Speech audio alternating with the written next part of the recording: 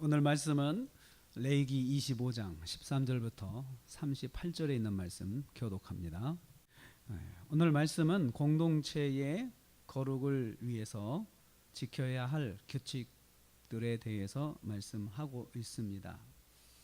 하나님의 백성, 이스라엘 백성은 그 하나님의 백성으로서 거룩함을 유지하기 위해서 어떠한 삶을 살아야 하는지 말씀하고 있습니다. 첫째는 희년 계산법을 잘 지켜야 합니다. 12절부터 22절 말씀입니다. 12절 말씀 보면요, 희년이 되면 너희가 각각 자기의 소유로 돌아갈지라 라고 말하고 있습니다. 희년이 되면 제가 어제도 설명드린 것처럼, 어제도 우리가 묵상한 것처럼 희년은 원래의 상태로 다 복귀하는 것입니다. 그래서 원래 상태로 다 돌아가는 것이죠. 그래서 희년이 되면 자기 소유지를 회복할 수 있습니다. 팔았다면 다시 자기 땅으로 돌아오게 되는 것이죠. 땅을 사거나 팔거나 할 경우에 그래서 희년을 중심으로 해서 땅의 가격이 결정이 되는 것입니다. 16절 말씀 이렇게 기록되어 있죠. 희년이 많이 남았으면 땅의 가격이 비쌉니다. 그러나 희년이 적게 남았으면 땅의 가격이 낮아질 수밖에 없죠. 왜냐하면 희년이 되면은 다시 원래 상태로 돌아갈 것이기 때문에 희년을 중심으로 해서 땅의 가격을 이제 결정하는 것입니다. 이때 땅의 가격은 그 땅에서 어느 정도의 소출이 나오느냐, 그것이 땅의 가격입니다. 그래서 1년 소출을 계산해서 그 땅의 가격이 결정이 되고요. 그 다음에 그 남은 연수가 이제 땅의 가격에 더해지는 것입니다. 이때 땅 소출을 계산할 때 그 땅의 소출은 주인만 알 수 있잖아요. 어느 정도 수입이 나는지. 이 주인이 땅을 팔 때 땅의 소출액을 속일 수가 있습니다. 그것을 속이지 말라 이겁니다. 속이지 말라. 그래서 17절 말씀에 갑자기 너희 각 사람은 자기 이웃을 속이지 말고 라고 그 말씀이 나옵니다.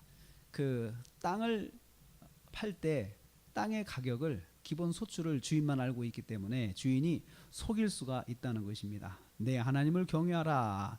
하나님을 경외하는 마음으로 정직하게 땅의 가격을 매기라 라고 하는 것입니다. 20절 말씀 보면 이제 안식년과 희년을 지키려면 한 가지 문제가 있습니다. 안식년과 희년에는 농사를 짓지 않잖아요. 일을 하지 않잖아요. 그래서 땅을 쉬게 하는 건데, 안식년 때 쉬고 또 희년 때도 쉬게 되면은 그 쉬는 해 그리고 그 다음 해까지 해서 뭘 먹고 살까라는 질문이 나옵니다. 그래서 21절 말씀에 이렇게 말씀합니다.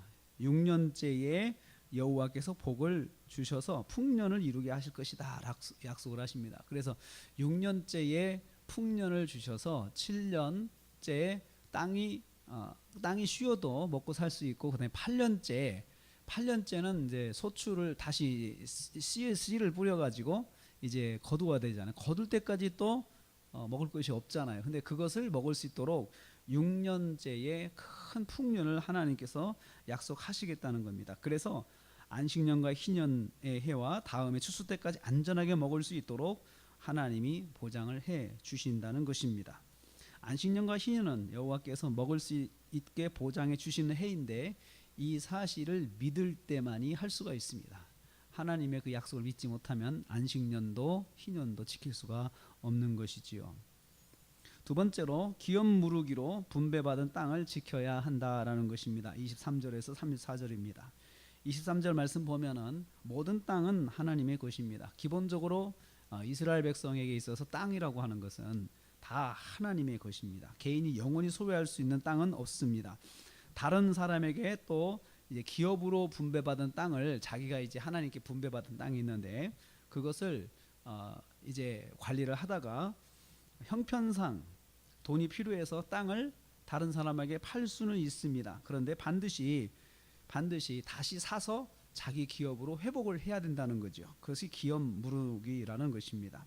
그 사람이 능력이 없으면 가까운 친척이 대신 사서 가문의 소유의 기업을 유지할 수 있도록 해야 한다. 25절 말씀 그렇게 말씀하고 있습니다.